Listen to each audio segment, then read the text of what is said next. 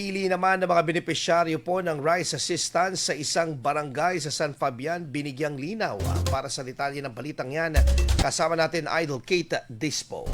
104.7 IFM. Report!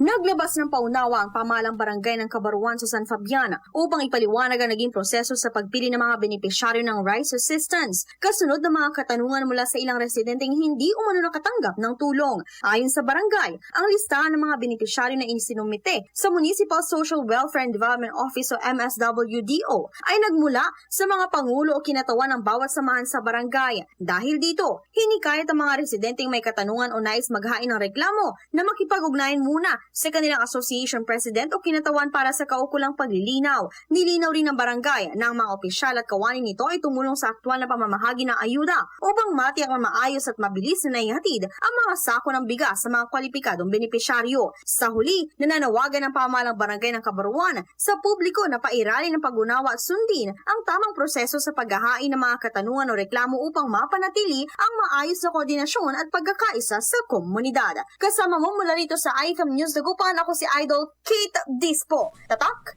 IFM. IFM News. IFM News. IFM News.